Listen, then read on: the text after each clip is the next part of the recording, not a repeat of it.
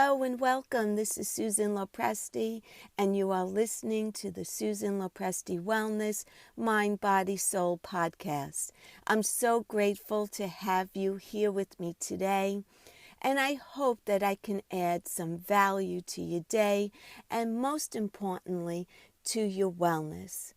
My mission on here is to help midlife women to look and feel their very best selves, regardless of age. Your age does not define who you are.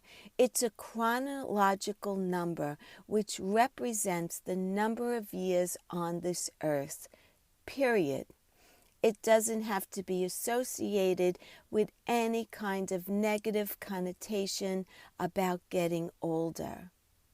Your age doesn't have to dictate how you should dress or how you should act or how you should feel. Looking at your life from your chronological age standpoint only will limit you from being your true, authentic self. Physical health many times is a reflection of our emotional relationship to aging. If you feel negatively about aging, chances are you will look and feel the way you think. I believe that mental attitude towards aging has a profound effect on how you actually age. I want to take some time on this topic today to set the stage that aging doesn't have to be a doom or gloom time of life.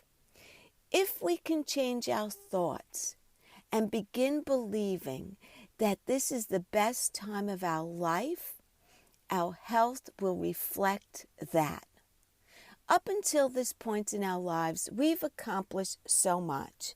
So let's look at a typical scenario of a woman's life.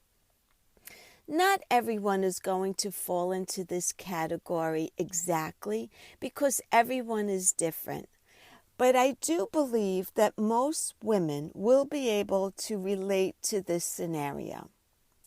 So let's go back to college.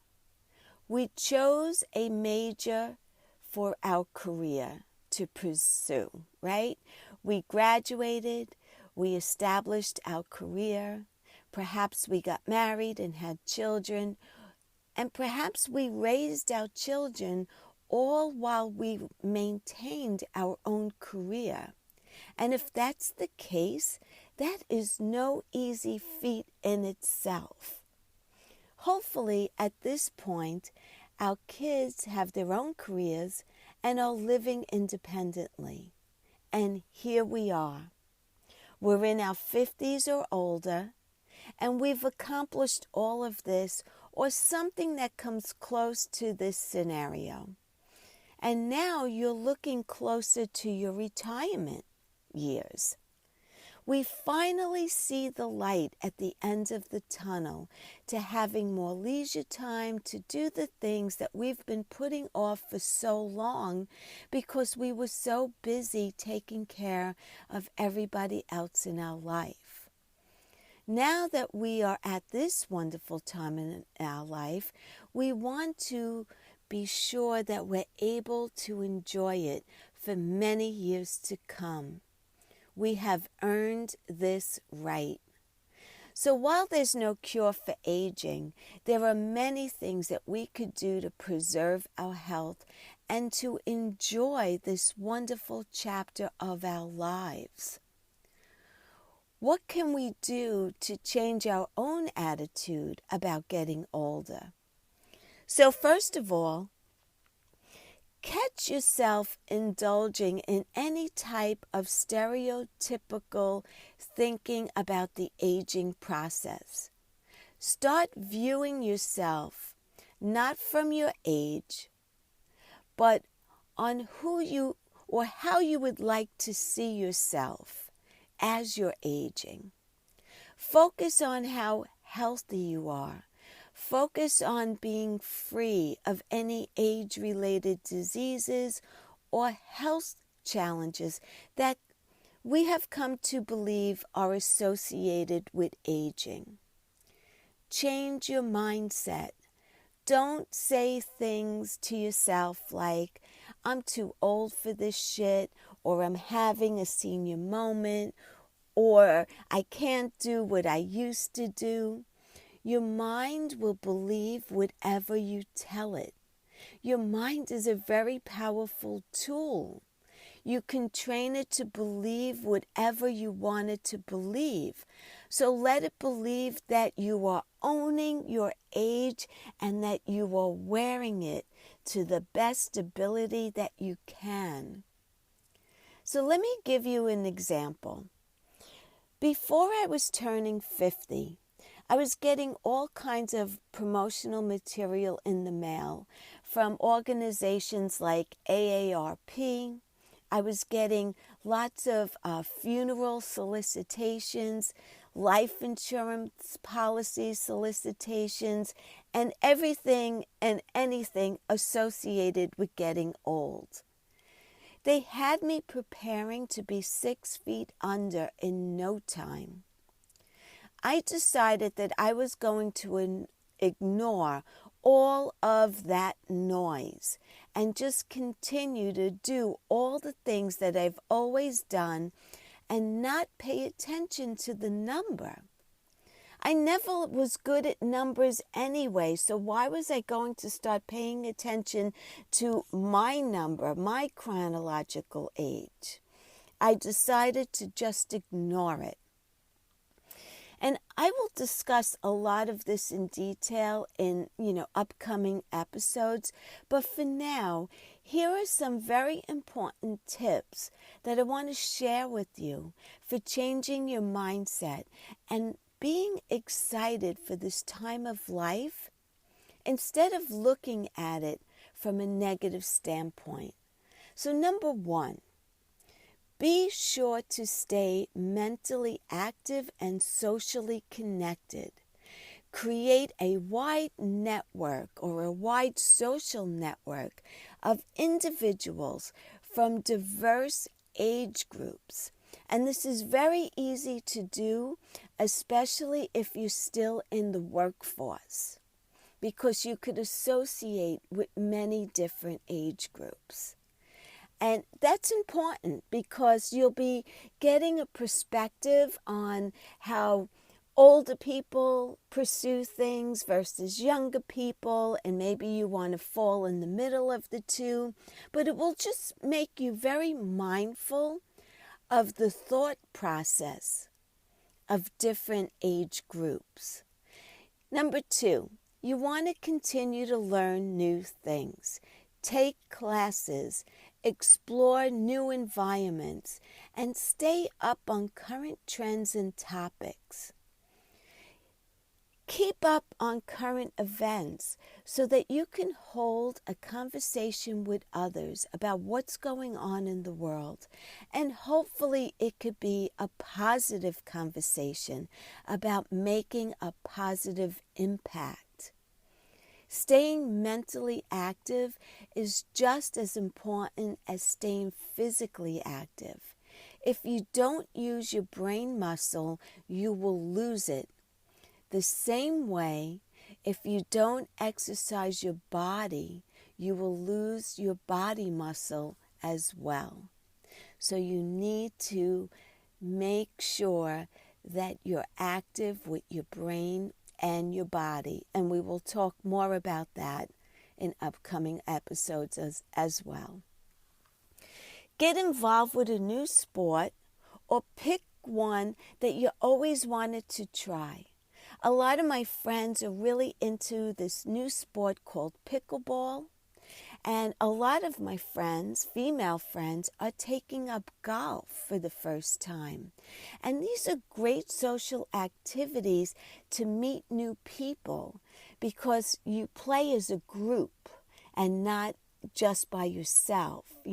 So if you're a runner or a walker, you may walk or run alone. But in a sport where you need people, you're connected.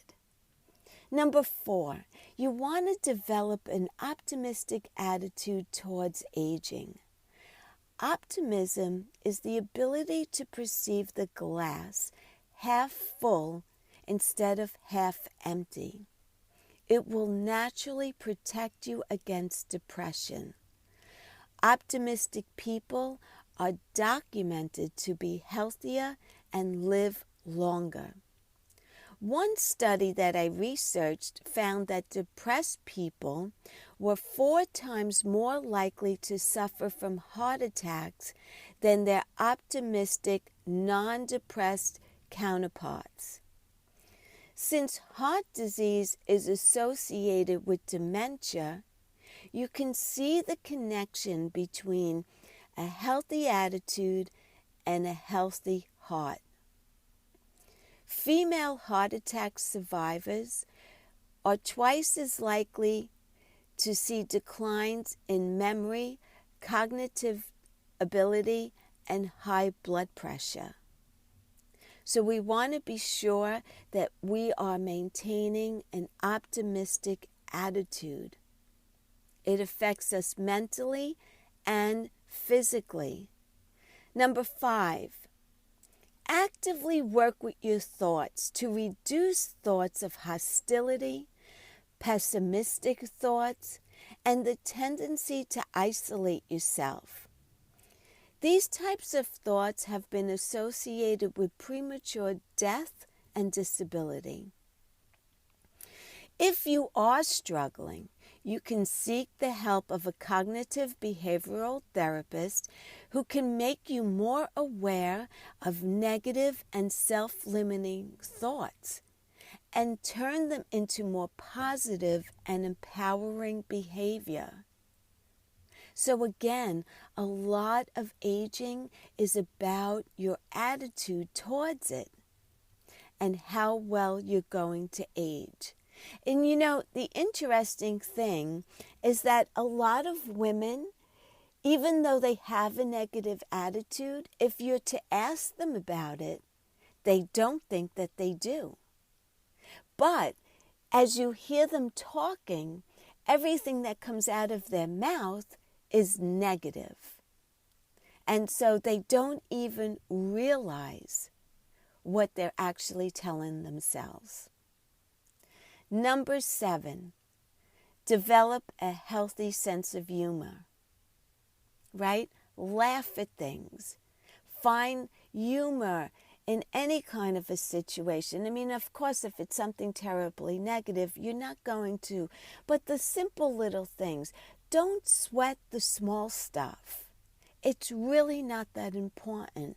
And any kind of stress is adding to the aging process. And we want to do the reverse. Number 8, and this is a no-brainer, and I talk about this in my health coaching programs, and I will talk about it a ton on here as well, but you need to eat healthy and we need to exercise. It has validity and it's proven, so let's get busy with that. Number 9, lastly, and don't be shocked by this, by what I'm about to say, but never retire. You may want to retire from your current job that you've been doing for years, but never fully retire. Explore what you love to do. And maybe you could learn how to make money doing it, and it will never feel like a day of work. This will give you a sense of purpose each and every day. It doesn't need to be a full-time gig or 5 days per week. And you don't even need to make money with it if you don't need to make money. But if it's something that you enjoy and defines who you are and gives meaning to your day and feeds your soul, then that's what you should be doing. The point is to continue to learn, stay active, stay social. Have a strong, positive attitude and surround yourself with those who feel the same way. You will continue to attract blessings in your life and continue to enjoy your life for many years to come. In upcoming episodes, I'm going to talk a great deal about alternative healing because I'm a believer that we are all healers of ourselves. We just need to know the tools that we need in order to heal. And that is the purpose of this podcast, healing to rejuvenate. We have so much more to cover, and I'm so excited to be sharing all that I have learned over the years and sharing it with you. I am excited for your transformation back to great health. The sooner we start focusing on our health, the sooner we can begin to do the things that we've been putting off doing for so long already. We don't want poor health standing in the way of us enjoying this time of our life that we so rightfully have earned and deserve. Ladies and gentlemen, until next time, thank you so much for spending your valuable time with me here today. I so appreciate all of you, and I look forward to having you join me again on here next time. If you like what you've heard today, please subscribe to my podcast, and please feel free to share it out to your friends and your family who you feel would benefit from listening to this podcast. Thank you so much. Have a beautiful day. Until next time, be well. Bye for now.